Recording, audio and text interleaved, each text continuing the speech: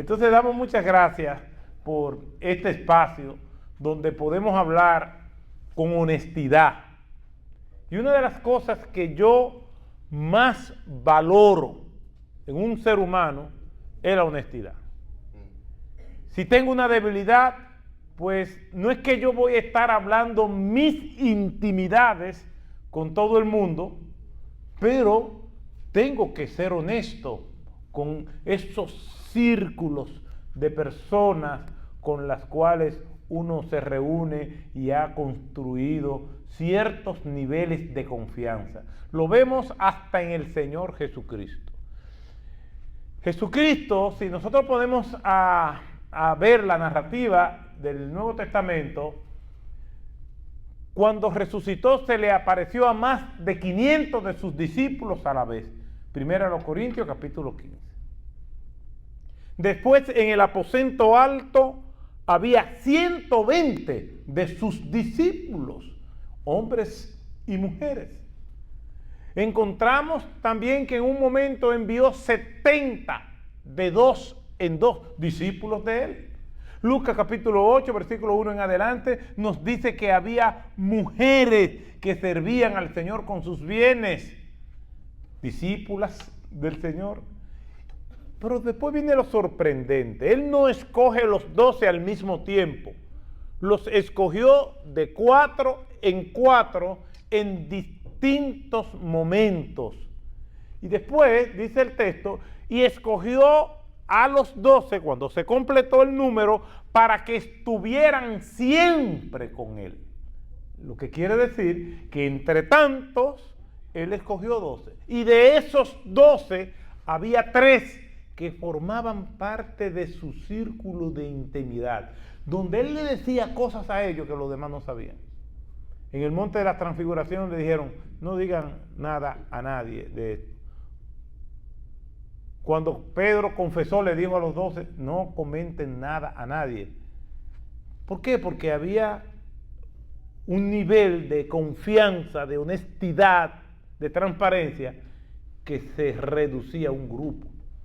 Y cuando estamos tratando asuntos del hombre y la tentación, hay quienes, no porque yo me he puesto a observar la cara de ustedes, sino porque mi experiencia pastoral es así, siempre hay gente como que, oye, qué bien, sí, no, es que contigo que estamos hablando. Se trata de ti, no se trata de otro, se trata de mí y no se trata de nadie más. La transparencia, la capacidad de venir y reconocer delante del Dios Altísimo, sí, es verdad. ¿Duele? Sí, duele, pero es liberador. Amén. Es liberador uno poder reconocer que hay aspectos de nuestras vidas que merecen atención y cuidado y que por nosotros intentar enfrentarlo nosotros mismos, tenemos que reconocer que hemos fracasado. Una nota al margen. En su humanidad, nuestro Señor Jesucristo no fue lo suficientemente hombre como para llevar la cruz al Calvario él solo. Él necesitó ayuda. Entonces, si Jesús necesitó ayuda con su cruz, en su humanidad, tú y yo que somos 100% humanos, no necesitamos ayuda. Necesitamos ayuda. Y por eso es este espacio, para que nosotros seamos confrontados, seamos sinceros, dejemos la pose de que todo está bien. No. De hecho, una vez en la iglesia, hablando con uno de mis líderes, yo le dije, ¿tú sabes qué? Que a mí no me gusta mucho fulano. Le dije yo. Y él me dice, ¿por qué? Porque él nunca ni despeinado está. El carro siempre está limpiecito y él siempre está gozoso. Y ese no es el mundo real. El mundo real es que a veces me siento molesto.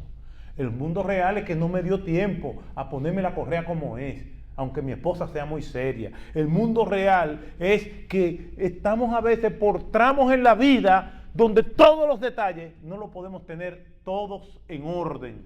¿Por qué? Porque nos sentimos atribulados, nos sentimos tristes, nos sentimos molestos. Yo he hablado con Dios molesto y le he pedido: Dios, me siento molesto, no es contigo, es con fulano, pero sé que tengo que hablar contigo porque el único que me va a quitar este quille, este enojo, eres tú. Ayúdame. ¿Ustedes creen que Dios se molesta? Porque estoy hablando con Él. Y Él lo que quiere es que yo vacíe mi alma delante de Él. Entonces, quería decir esas palabras antes de comenzar a hablar. Eso decía Yogi Berra. Antes de comenzar a hablar, quisiera compartir con ustedes algunas palabras. Entonces, yo voy a estar hablando de la tentación de Jesús. Cómo Jesús enfrenta la tentación. Y no me pongan cara de que caramba, todos somos tentados. Y hay tentaciones que no nos gustan y hay tentaciones que nos gustan. Porque yo no voy a decir que todas las tentaciones me gustan. Hay veces que he caído en tentación que me he sentido abrumado aún en el mismo momento. Por ejemplo, la ira. La ira, yo no conozco a nadie que disfrute de la ira. El molestarse, en caer y estrellar y decir cosas que no tiene que decir. Uno sabe que está mal, pero lo domina la emoción. Y en el instante, ahí mismo uno se siente mal. Pero no podemos decir lo mismo de la lujuria.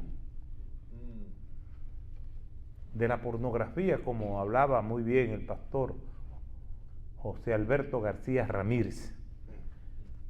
¿Me explico? Donde se mataban por la revista. Y ya no tienen por qué seguir con ese rencor, ¿no? Ya están en Cristo y por favor, entréguenla. Ya.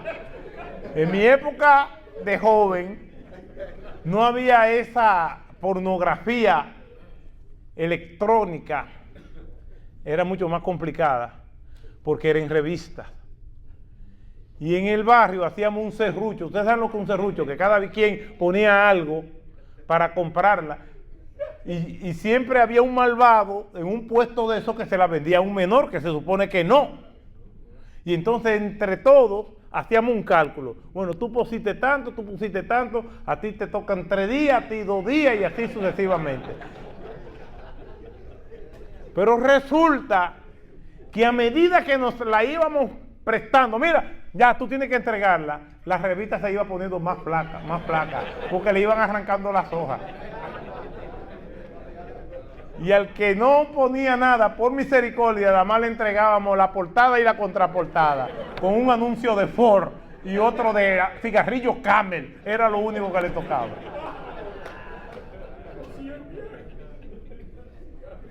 Después el tiempo fue evolucionando.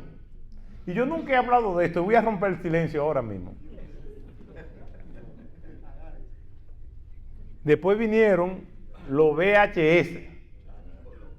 Y ahí ya tú ibas a una tienda de video y alquilaba una película. Y yo un día revisando gaveta me encuentro con uno de esos videos y no era mío. Era de ese caballero que está ahí. Miren, que Dios me juzgue si eso no es verdad. Y yo por hacerle la maldad y después de verlo de arriba abajo, hasta los créditos uno leía, a ver si había algo más. Le dije, mira, mami lo encontró.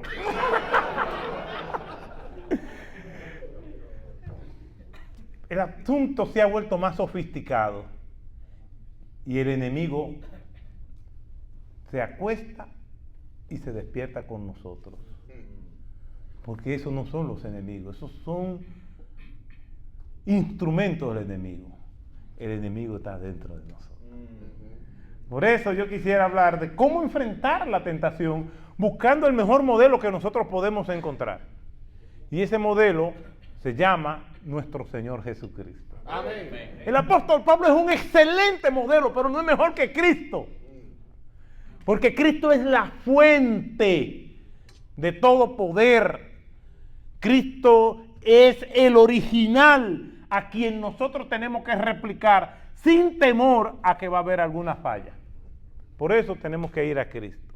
Les invito a que vayamos a Mateo capítulo 4, a la tentación de Jesús. Y este es un texto riquísimo, amplísimo, con muchísimas enseñanzas. Y para que no me vengan a poner el chacal ahí a tocar, yo voy a tener que terminar antes de tiempo. Pero no me pongan el chacal a tocar, yo voy a terminar antes de tiempo.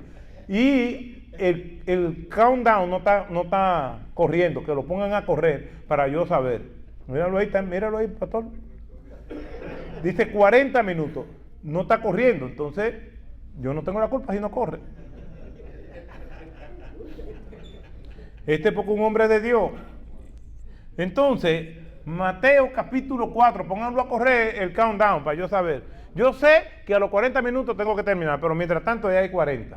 Es más, no hay 40, ahí hay 40 millones, creo que hay. 400,000 que hay ahí, yo creo. Mateo capítulo 4, versículo 1 en adelante. Y vamos a leer la palabra de Dios.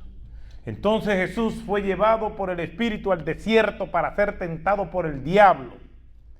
Y después de haber ayunado 40 días y 40 noches, entonces tuvo hambre. Y acercándose, el tentador le dijo: si eres hijo de Dios, di que estas piedras se conviertan en pan. Pero él respondió y dijo: escrito está, no solo de pan vivirá el hombre, sino de toda palabra que sale de la boca de Dios. Entonces el diablo le llevó a la ciudad santa y le puso sobre el pináculo del templo y le dijo: si eres hijo de Dios, lánzate abajo, pues escrito está, a sus ángeles te encomendará y en las manos te llevarán, no sea que tu pie tropiece en piedra. Jesús le dijo: también está escrito, no tentarás al Señor tu Dios. Otra vez el diablo le llevó a un monte muy alto y le mostró todos los reinos del mundo y la gloria de ellos. Y le dijo: todo esto te daré si postrándote me adoras. Entonces Jesús le dijo: vete, Satanás, porque escrito está, al Señor tu Dios adorarás y a Él solo servirás. Y el diablo entonces le dejó, y aquí ángeles vinieron y le servían. Gracias, Señor, por tu palabra. Amén. A ti sea la gloria y la honra. Gracias por esta iniciativa de tratar este tema entre hombres. Gracias por el pastor José Alberto, Señor. Que ellos disponen del sacrificio, moviendo a toda la congregación para crear este momento, Señor. Que seamos edificados. Gracias por las exposiciones que hemos escuchado. Gracias por el pastor Edwin. Gracias por enseñarnos la importancia de darle el valor correcto al dinero. Ahora te pido, Señor, que tú nos hables a pesar de mis limitaciones, en el nombre de Jesús. Amén. Amén. Hay algunas cosas que yo quisiera señalar del texto que es pertinente, y es que la primera visita que recibió nuestro Señor Jesucristo después de un momento tan glorioso fue del diablo. La primera visita que recibió Jesús después de ser bautizado fue de Satanás. La primera visita que recibió Elías después de ese momento glorioso en el Carmelo fue del diablo, a través de un mensaje que le envió Jezabel.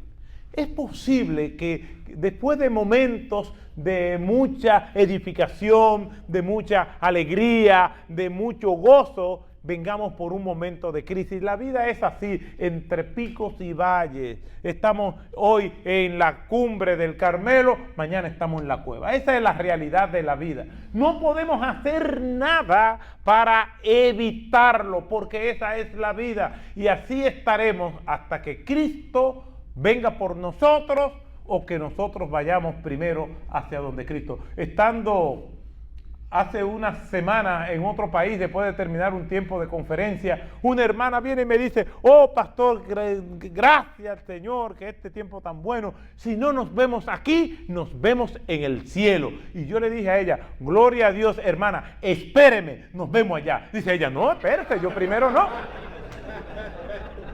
Porque hay dos maneras de nosotros reencontrarnos con el Señor, o que Él venga, o que nosotros nos vayamos hacia Él. ¿A cuánto le gustaría eso? Amén. ¿Cuál de las dos? ¿Lo ves? Un muchacho de la iglesia me decía que se quería casar. Y yo le dije, ¿y cuándo tú te vas a casar? Y ya cuando ya está todo amarrado, me dice, me voy a casar, pastor. Y sí, yo siempre he querido casarme, pero antes de que Cristo venga. O sea, yo quiero casarme y después que venga Cristo. Y porque, bueno, usted sabe, pastor, uno se ha cohibido mucho. Y después que tienen como 3 meses de casados, dime, ¿cómo va la cosa? Esperando que Cristo venga pronto. Todos esperamos a nuestro Señor Jesucristo. Por razones diferentes, pero lo esperamos. La primera visita que recibió Jesús es de Satanás. Lo segundo es que la lucha entre el bien y el mal realmente es una lucha entre la verdad y la mentira. Se manifiestan de distintas maneras, a través de ideología, a través de quién tiene el poder, a través de la supremacía de una nación sobre otro, de distintas formas, pero al final todo se reduce en quién dice la verdad y quién dice la mentira. Desde el Edén, lo primero que Satanás le dice a la mujer a través de la serpiente, con que Dios ha dicho, es un cuestionamiento a lo que Dios ya había establecido en el capítulo 2 del libro de Génesis. Todo es un cuestionamiento a lo que Dios ha dicho. Por eso el Señor Jesucristo dijo, y conoceréis la verdad y la verdad os hará libre. Y yo soy el camino y la verdad y la vida. Nadie viene al Padre si no es por mí. Si el Hijo os libertare, seréis verdaderamente libres. La lucha cósmica existencial entre Satanás y el Señor es una lucha por la verdad. Y Cristo le dijo en este breve interrogatorio que Pilato le hizo a Cristo, Cristo le dice de manera categórica, yo he venido para dar testimonio de la verdad. Y la verdad es la palabra de Dios, que es Dios mismo hablando. Amén. Juan 17:17 dice, santifícalos en tu verdad, tu palabra es verdad. La lucha existencial es la lucha entre la mentira y la verdad. Y esa mentira como ataque principal, porque Satanás es padre de mentira, es para, entre otras maneras, es ponernos a dudar acerca de quiénes nosotros somos. Y este pasaje es un magnífico ejemplo de eso. Jesús es bautizado, allí se dan una serie de expresiones dichas por el Padre. ¿Y qué dijo Dios en esta manifestación gloriosa de la Santísima Trinidad en el momento del bautismo de Jesús? Este es mi Hijo amado, una afirmación absoluta, total. Este es mi Hijo amado, no hay duda. Yo testifico que Él es el Mesías y a Él es que tienen que escuchar. Duda que tenía Juan el Bautista. Cuando nosotros vamos a la versión de Juan, en Juan capítulo 1, versículo 31, Juan el Bautista está allí en ese riachuelo que es el río Jordán y dice, yo sé que tengo que bautizar al Mesías, pero ¿quién es? Y veía la multitud, ahí está mi primo segundo, que es Jesús. Y dice Juan en el versículo 31, y yo no le conocía. Y vuelve y reafirma lo mismo en el versículo 33. Yo no le conocía, él tuvo que tener una revelación especial de Dios para saber que Jesús era el Mesías. Él no tenía resistencia simplemente con bautizar a Jesús. No tuvo. Cuando él ve que Jesús es el Mesías, ahí es como yo voy a bautizar al Mesías. Y así fue. Entonces, ahí Dios se manifiesta y dice, este es mi Hijo amado. Ahora viene Satanás y pregunta con que si tú eres el Hijo de Dios. Pero ya Dios lo había dicho. Es una lucha contra lo que Dios ha dicho. Mire, y esto es tan serio que nosotros sentimos cosas y nosotros creemos que porque lo sentimos, eso es verdad. Es donde colocamos nuestras experiencias particulares por encima de la verdad revelada. La Biblia dice que somos esposos de una sola mujer, pero ¿cuántos hombres no he escuchado yo diciendo, es que ya yo no la amo? Yo no la quiero. Y hay otros que son más sofisticados y dicen, no, es que ya yo no la veo como esposa. Y uno le dice, no, pero la Biblia dice, amad a vuestras esposas. No, es que ya yo no la veo como mi esposa. Esa mujer se ha vuelto como una extraña, como un prójimo para mí. Bueno, la Biblia dice, ama a tu prójimo como a ti mismo. Dice, no, es que se ha vuelto como un enemigo. Usted no me entiende, pastor. La Biblia dice, amad a vuestros enemigos. Como quiera tiene que amarla. Como esposa, como prójimo o como enemiga. No hay forma de zafarte. Pero es lo que él está sintiendo. Él está sintiendo que él no la quiere, pero aunque lo esté sintiendo, aunque el corazón se le quiera salir cuando vea a la extraña, aunque sienta mariposa, aunque vuelva a sus años de mocedad, de adolescencia, todo eso es mentira, porque lo único que es verdad es que la otra es su esposa. Amén. Aunque se haya casado con una guitarra y ahora se haya convertido en un contrabajo, como quiera sigue a su esposa. Aunque pese más, es tu esposa.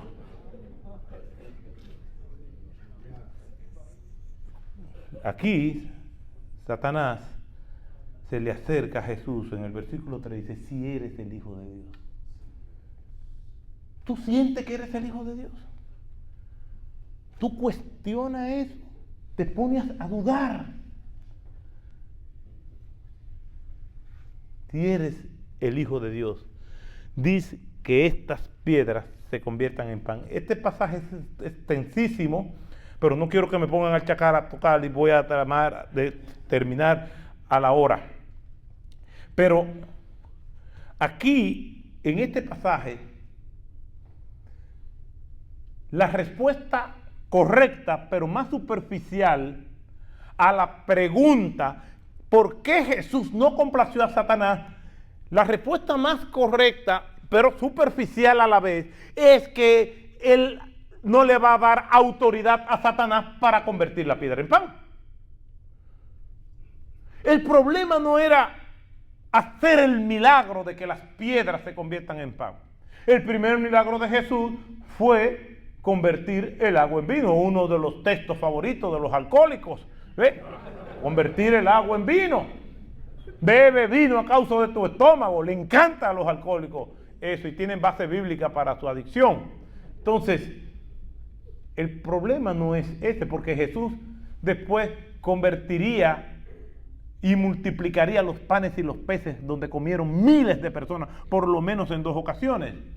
Bueno, ¿por qué Jesús no convirtió las piedras en pan? Primero, él tenía hambre, pero no le iba a dar autoridad a Satanás. De hecho, en el libro de Job, en el capítulo 1, dicen que vinieron los hijos de Dios y se presentaron delante de él, entre ellos Satanás. Y Satanás habla cuando el Señor le da la oportunidad de hablar, donde él le concede el permiso y la autoridad, porque así como Cristo dijo de sí mismo, también es igual con Dios. Toda potestad, toda autoridad me ha sido dada en el cielo y en la tierra, y Satanás no puede actuar, no puede hablar, no puede hacer nada si Dios no se lo permite. ¿Por qué? Porque toda la autoridad la tiene Dios. Y aquí, en este pasaje, nuestro Señor Jesucristo no le va a dar autoridad a Satanás haciendo lo que Él diga como para demostrarle. ¿Por qué? Porque Él no tiene nada que demostrarle a Satanás. Él sabe que Él es Dios. Él no se le acaba de olvidar porque esté aquí, que Él es el Hijo amado en el cual el Dios de los cielos se complace. Él no se le ha olvidado que en el principio era el Verbo y el Verbo era con Dios y el Verbo era Dios. Él no se le ha olvidado quién es Él. Él sabe que Él es el Mesías, Él es el Hijo de Dios, el enviado del Señor para redimir a los pecadores. Él lo sabe. No tiene que demostrarle nada a nadie. Él no va a ceder a la presión de grupo como para demostrarle. Tristemente hay personas que viven demostrándole a los otros. Hermanos, seamos libres en Cristo. Amén. No tenemos que demostrarle nada a nadie. Tenemos que observar buen testimonio. Tenemos que reflejar el carácter de Cristo, pero nuestra motivación no es demostrarle nada a nadie. Una fotografía que yo tengo, la enseño cuando estoy dando clases, es de un canódromo. Imagínense un canódromo. Y ese canódromo, no sé si algunos de ustedes han participado en un canódromo, no como espectadores, sino corriendo. Es donde corren los perros. Y entonces suena el disparo, pero en las distintas puertas donde están los perros que van a salir a competir, al sonar el disparo todos salen, pero en la última hay un chita, que es el animal más rápido de los cuadrúpedos. Puede desarrollar hasta 80 kilómetros por hora. Y todos los perros salen, pero el chita se queda adentro. Y esto fue una publicidad de Audi. Y hay un eslogan que dice, nothing to prove, nada que demostrar. Corran los perros, suden, discutan entre ustedes, pero yo no tengo nada que demostrar. Cuando uno no tiene nada que demostrar, uno está tranquilo, porque uno sabe quién uno es. Y uno sabe que su audiencia, a quien uno debe importarle, está en el cielo, no aquí en la tierra. Y hay gente que vive queriendo demostrar, y el que quiere vivir para demostrarle a los demás que es grande, que le fue bien, que es un triunfador, que es una persona de éxito, va a vivir amargado y esclavizado. Y conoceréis la verdad, y la verdad os hará libre aún de eso. Si me quieres aceptar, acéptame como soy, no como tú quieres que yo sea. Por eso, el que vive en esa libertad que Cristo le ha dado, es libre de presiones sociales. Y ya su obsesión no es agradar a los hombres, sino a Dios. Jesús nos modela resistir a esta tentación, y creo que esta tentación fue real. Esto es una narrativa verdadera. Esto ocurrió tal y como está aquí. Lo que tenemos que definir, ¿dónde fue? Dice la Escritura que después de haber ayunado 40 días y 40 noches, tuvo hambre y fue llevado al desierto para ser tentado por el diablo. Yo creo que todo esto es literal, pero ¿se le apareció el diablo a Jesús? Jesús estaba en el desierto, allí en comunión con Dios. El desierto normalmente nos transforma. Moisés pasó 40 años en el desierto y fue transformado. Elías fue transformado en el desierto, y ahora vemos a Jesús siendo también preparado en el desierto. Moisés representa la ley, Elías a los profetas y Jesús el nuevo pacto.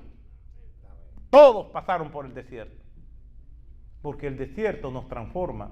Nosotros leemos la vida de José, un necio en la casa de su padre, pero en el desierto fue transformado, y cuando lo vemos que reaparece otra vez en Egipto, es otra persona.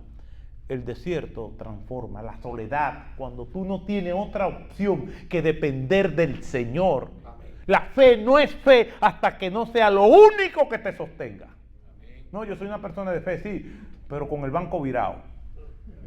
Así cualquiera tiene fe.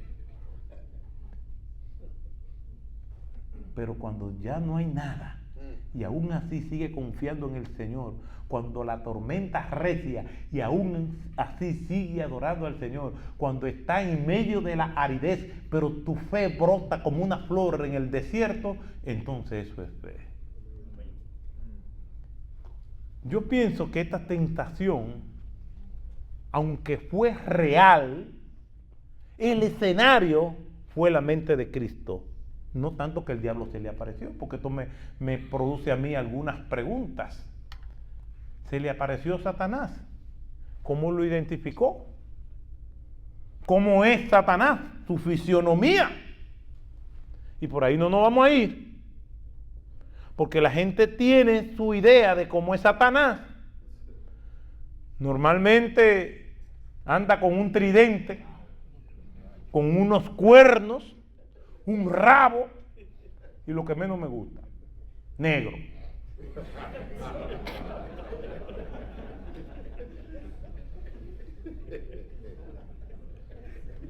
Lamentablemente es así. Y entonces, eso es Satanás. Hace muchos años en un pueblo de República Dominicana de que se apareció el diablo. Y estaban entrevistando a los testigos oculares. Esto es verdad. Y la gente decía eso. No, era feo, negro. Oye eso.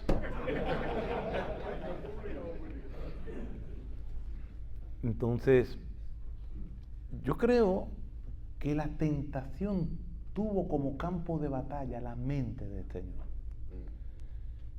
Y todos los que estamos en nuestro devocional y estamos en nuestro tiempo de oración, sabemos lo que significa este campo de batalla, el más sangriento de todos.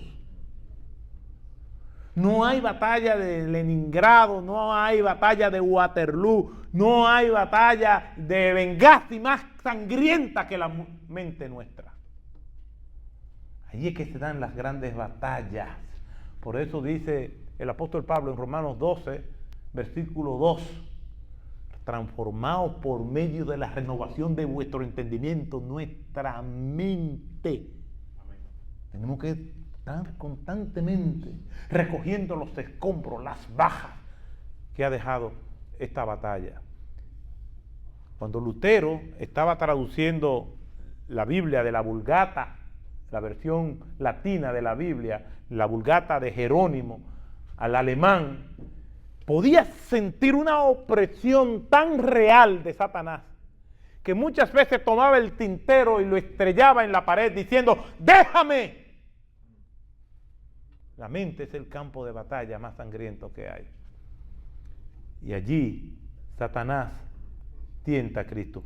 Hay una razón más por la cual lo digo, y es que el mismo texto bíblico dice que Satanás lo llevó a un monte muy alto y le mostró todos los reinos del mundo y la gloria de ellos.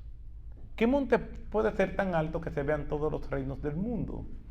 Esto es una hipérbole de decir que Satanás en su mente le mostró todo. En mi mente sí yo puedo viajar a donde sea, puedo hacer lo que sea. Mi mente es el trono de donde yo me creo el mundo que yo quiera. Dicho todo esto, nos preguntamos entonces, ¿por qué Cristo no complació a Satanás? La razón superficial y verdadera es porque no le iba a dar autoridad. Pero hay una razón más. Y es que es un modelo que nosotros tenemos que aprender y atesorar. Jesús nunca usó el poder para su beneficio personal. Jesús nunca usó un solo milagro para beneficiarse él.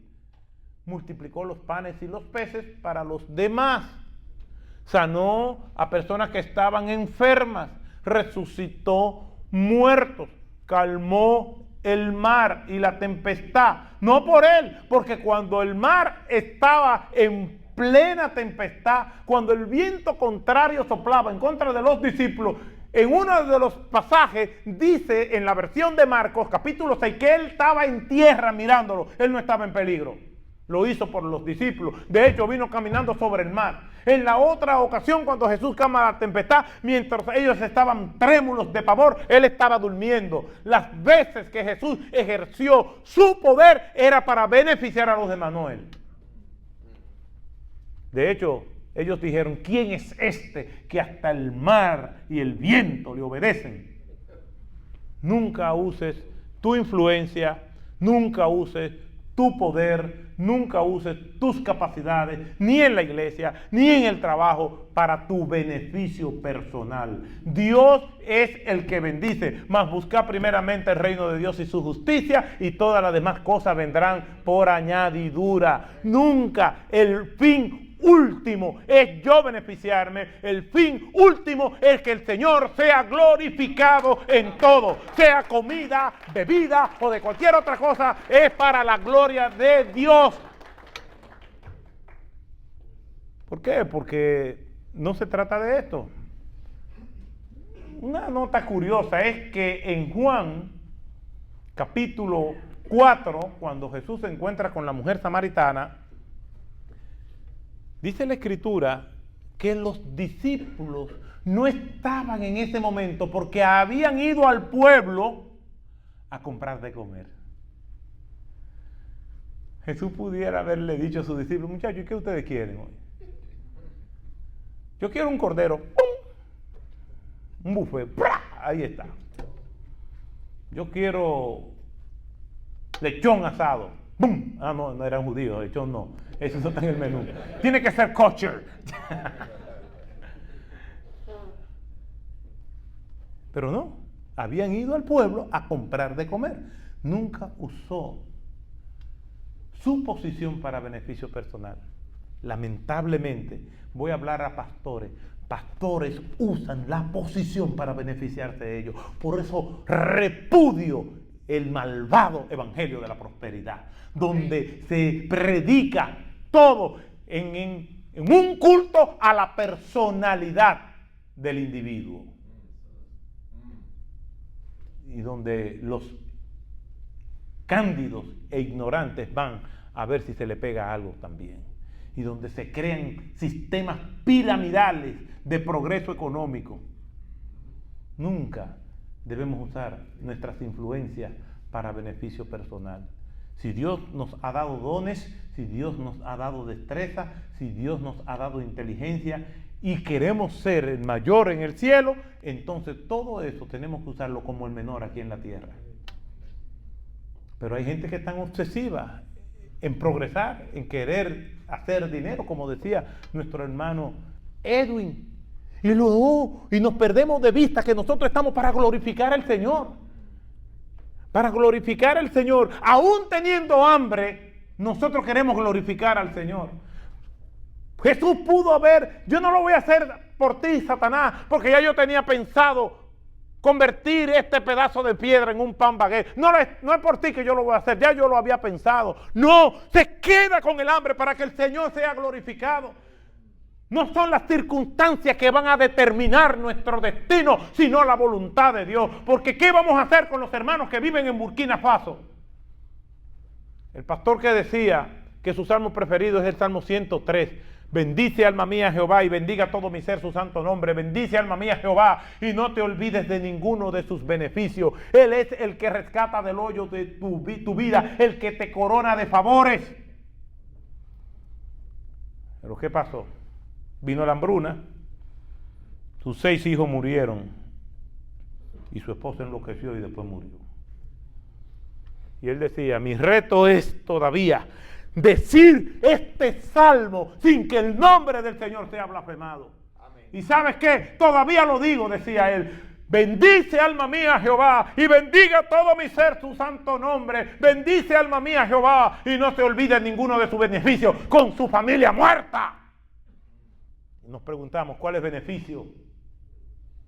El beneficio de ser fiel a Dios, aun cuando la circunstancia no le favorece. Un corazón con contentamiento no tiene nada que demostrar. Simplemente vive para la gloria del Señor. No importa lo que venga ni cómo venga, con todo yo me alegraré en Jehová y me gozaré en el Dios de mi salvación. ¿Se mudará el árbol cuando viene el invierno buscando el calor del verano? No, ahí se queda, sus hojas se van, se queda desnudo, allí esperando la soberanía de Dios cumplirse en las próximas estaciones. Nunca usó el poder para su beneficio personal. Pero el diablo es insistente. El diablo es insistente. El diablo no toma descanso, no toma vacaciones.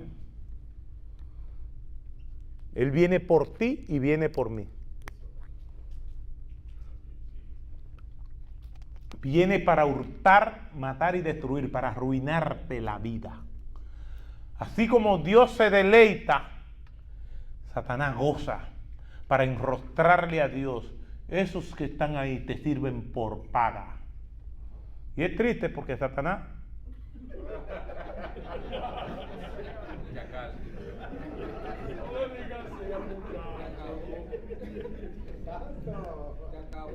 yo soy un hombre sujeto a autoridad como el centurión. En segundo lugar, termina eso. Sigue, termina la idea. Tú vas bien, de Satanás alegrándose. ¿Cómo fue? Así se regocija Satanás con nuestra caída. Se deleita, disfruta y le enrostra a Dios. Él te sirve por pagar. Esa es la obsesión de Satanás, demostrarle a Dios que nosotros somos fieles por lo que Dios nos da. Y cada vez que resbalamos y caemos, míralo ahí, te lo dije.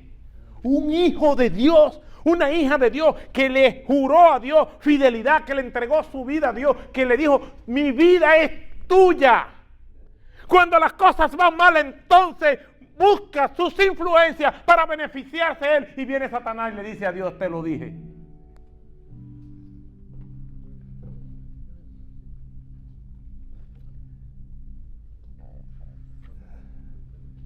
En segundo lugar, y son 10.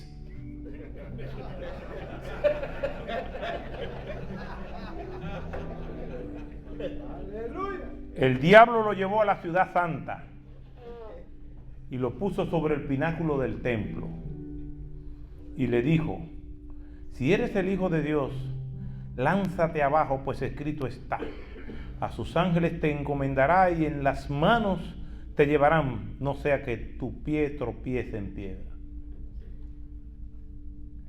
Yo, al igual que José Alberto García y Pablo García, soy publicista, nunca al nivel de ellos, pero soy publicista. Y esto es lo que yo llamaría el lanzamiento del ministerio de Jesús. Y yo creo que esto hubiese sido un momento extraordinario para captar discípulos y seguidores y generar mucho view y mucho like en ese momento. El tiempo de la oración eran las 3 de la tarde. Y son las 3 de la tarde y Jesús aprovecha ese momento de mayor rating, de mayor consumo de data.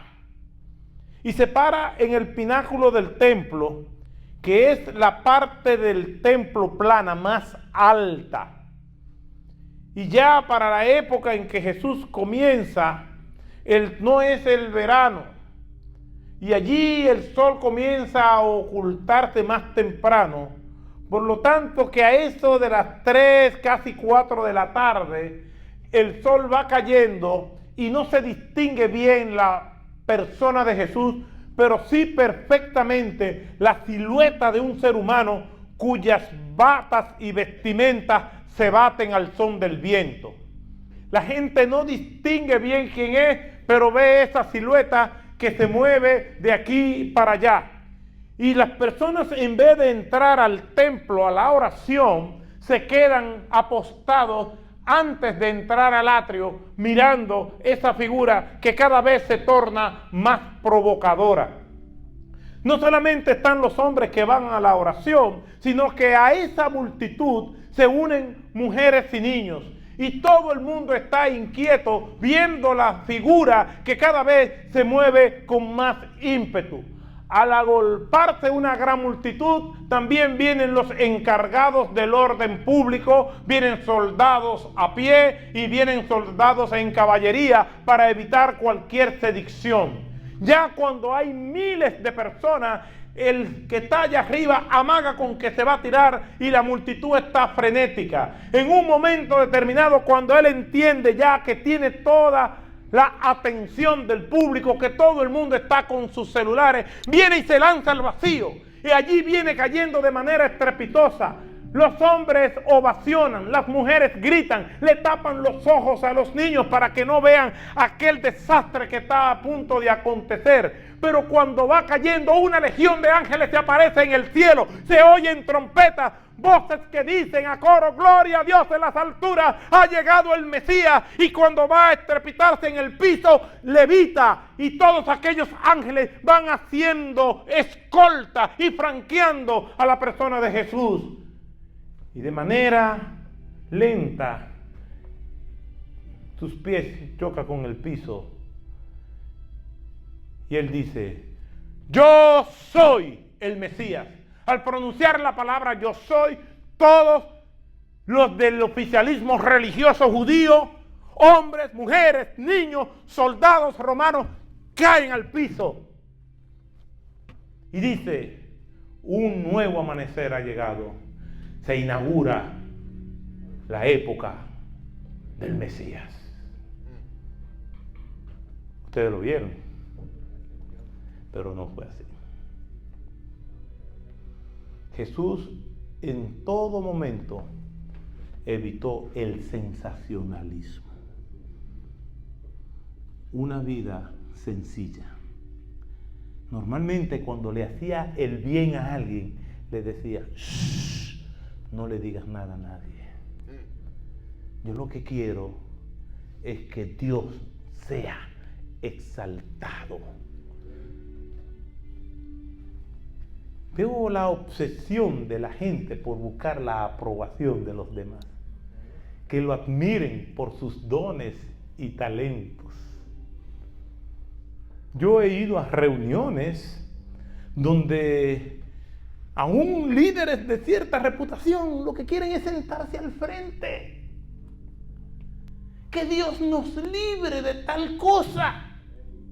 No estamos llamados a ser los primeros, sino los últimos, aunque nos duele en la carne.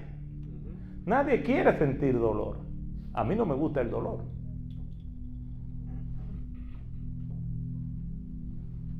Pero Dios, que administra todo, ha orquestado las cosas así. Cuánto nos gusta el reconocimiento. La modesta ama de casa que preparó la comida con tanto amor y todo el mundo la está comiendo gustosamente, dice: ¿le gustó? Claro, ella pregunta porque nadie le ha dicho nada. Y todo el mundo dice: está buenísima, con la boca llena. Y entonces ella dice: ay, perdónenme, porque yo lo hice rápido. No, está muy buena. Sí, pero ya sabe que ella está acabando con la comida, que la comida está buenísima. Y mientras más se disculpa, más vienen los elogios y el ego de ella comienza a inflarse, porque eso es lo que ella quiere. Hasta la modesta ama de casa. Queremos impresionar. Leí una frase que se le atribuye a Winston Churchill, pero no fue él que la dijo, que dice: el gran problema de esta generación es que las personas quieren ser importantes y no útiles. Todo el mundo quiere ser alabado, todo el mundo quiere ser admirado. La gente está en Instagram y creen que son fotógrafos. están en Facebook y creen que tienen muchos amigos, están en X y creen que son pensadores. Porque las redes sociales es el altar donde todo el mundo le rinde culto a su ego. Lo último que vi es un pastor ayudándolo de rodillas haciéndose una selfie y le puso aquí en comunión con mi Dios. Cuando la Biblia dice métete en tu habitación y cierra la puerta, que nadie te vea, él abre la puerta y se tira una foto para que todo el mundo lo vea. Y ahí vienen los comentarios: gloria a Dios, un siervo de Dios, aleluya, hermoso, bellos. Esa no se queda. Hasta bellos le dijeron: yo quiero que ustedes vean quién fue. Hablando mentira.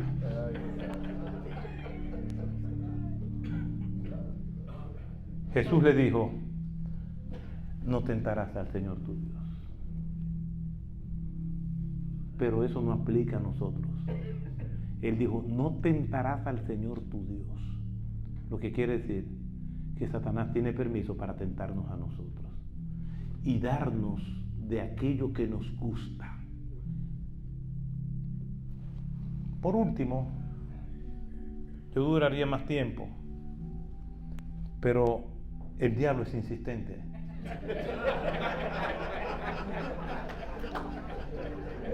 Dice, no saquen palabras fuera de contexto. Dice que otra vez le llevó el diablo a un monte muy alto y le mostró todos los reinos del mundo. La ignorancia del diablo. Le dice al dueño del mundo: todos estos reinos son tuyos. Todos los reinos del mundo. Todo esto te daré si postrado me adorares. Cuando vamos a la Escritura, nosotros vemos que la obsesión de Satanás es ser adorado como Dios. Que se les rinda honor y gloria como se les rinde a nuestro Padre Celestial que está en los cielos. Mire cómo dice la Escritura, el profeta Isaías hablando en Isaías capítulo 14, versículo 12 al 14, lo que yo llamaría los caprichos, las obsesiones de Lucifer. ¿Cómo ha caído del cielo, oh lucero, hijo de la mañana? Hijo de la aurora, has sido derribado por tierra, tú que debilitabas a las naciones, pero tú dijiste en tu corazón: subiré al cielo. Por encima de las estrellas de Dios levantaré mi trono, me sentaré en el monte de la asamblea, en el extremo norte, subiré en las alturas, sobre las nubes me postraré y me haré semejante al Altísimo. Eso está en nuestro ADN. 5 pronombres posesivos: subiré, me levantaré, me sentaré, me subiré y me haré semejante al Altísimo. Esa es la gran obsesión de Satanás. Por eso le dice el Señor: todo esto te daré. Yo lo único que quiero es que tú me adores. Creo que en tu debilidad humana, yo sé que tú eres Dios, pero también eres hombre. Y yo apelo a ese gusanito del hombre que hay ahí, que adora, que anhela. Ahí sé que yo apelo, te daré todo. El imperio romano no te va a perseguir, los hombres no te van a rechazar, no tendrás que enfrentarte al Calvario, vas a tener la ovación de todo el mundo. Solamente adórame, aunque sea por un segundo. La respuesta del Señor siempre fue con la Escritura, y no puede ser más demoledora. Vete, Satanás. Al Señor tu Dios adorará y a Él solo servirá. Amén. Amén. No hay espacio para dos dioses en nuestros corazones. O adoramos a Dios y toda la gloria es de Él, porque ninguno puede servir a dos señores. Hermano, la gloria del mundo es algo que nosotros anhelamos. Por eso hace mucho tiempo, el que tenga sus redes sociales, tranquilo, no va con ustedes, va conmigo. Pero yo no tengo redes sociales. Hay gente que me busca y me dice, ¿cómo puede ser posible? Regañándome. Y me hacen hasta una exégesis. Pero me estaba tomando mucho tiempo las redes sociales. No tengo la capacidad de manejarlas. Es un asunto de una debilidad que yo tengo. Ustedes sigan, ustedes van bien, se ven bellos, me explico. Pero yo no puedo. A veces me mandan link que hay que estar suscrito y no puedo verlo. Pero no tiene que ver con ustedes. Es como Asaf en el Salmo 73. Ciertamente Dios es bueno para con Israel, para los limpios de corazón. En cuanto a mí, esto no tiene que ver con Dios, esto no tiene que ver con ustedes, tiene que ver conmigo, con un tema conmigo. Pero vivimos en un mundo donde buscamos la aprobación de los demás. Y si los demás no nos aprueban, entonces nos sentimos amargados. Pero se nos olvida que la mayor audiencia no está aquí en la tierra, está en el cielo. Ahí es que está nuestra mayor audiencia. Yo termino con una historia que quizás todos ustedes lo saben, pero no me sé otra para aplicarla ahí. Con esto termino. Un misionero, después de estar 40 años en el campo misionero, donde un hijo murió y la otra hija enfermó crónicamente y tuvo que regresar del campo misionero, él y su esposa se quedaron hasta el final.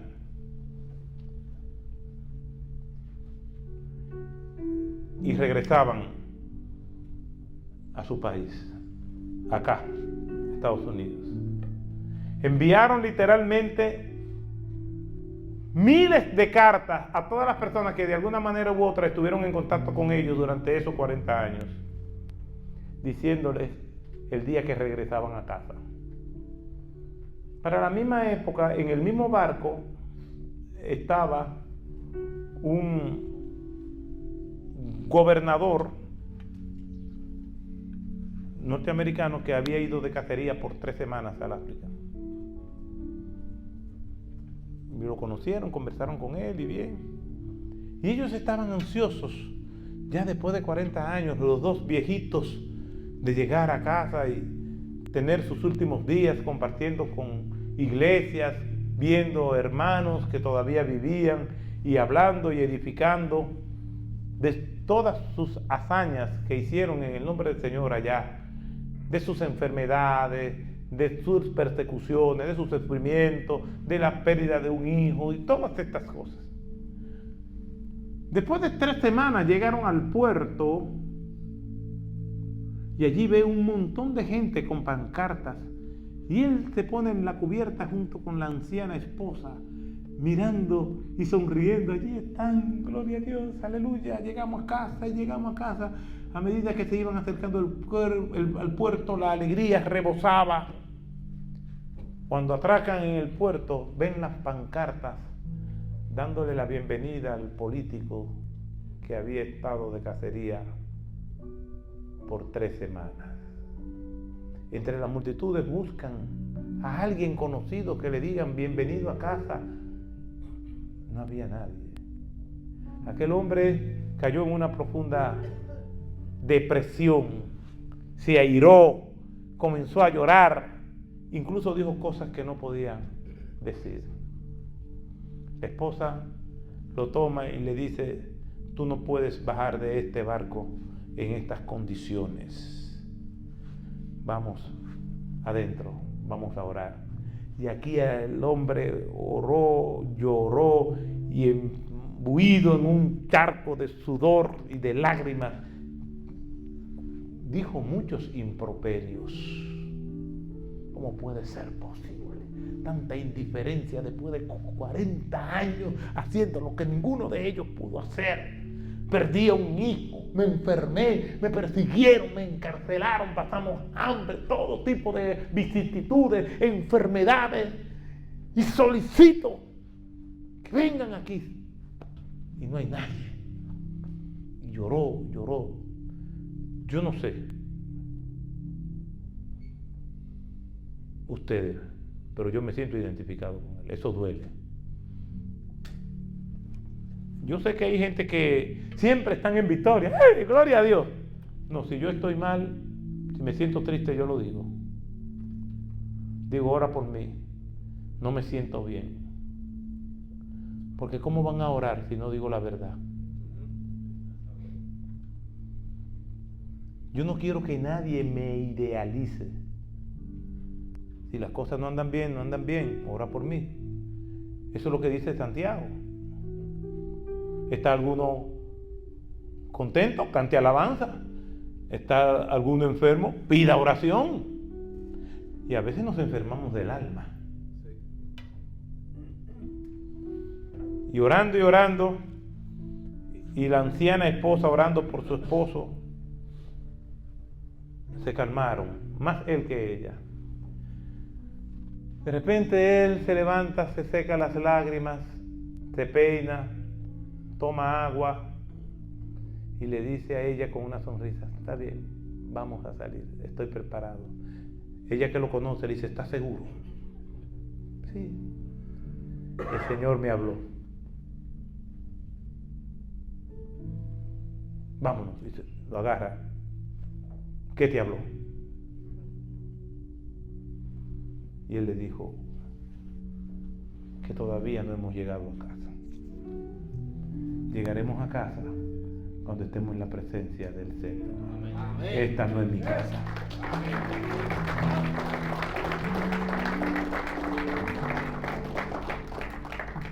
En la carne duele. En la carne duele. Y a mí me ha dolido en ocasiones.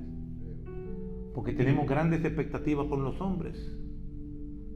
De creer y esperar mucho de quienes no nos van a dar nada.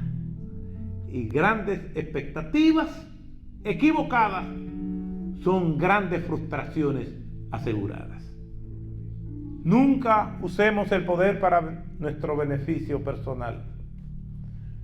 Nunca busquemos el sensacionalismo y siempre busquemos la gloria de Dios. Gracias te damos, Padre, por tu palabra. Te alabamos y te glorificamos porque tú eres bueno y para siempre son tus misericordias. Tú conoces a cada uno de nosotros. Ayúdanos a evitar esa tentación, caer en aquello que nos dará unos minutos de placer y posiblemente toda una vida de dolor. En el nombre de Jesús. Amén.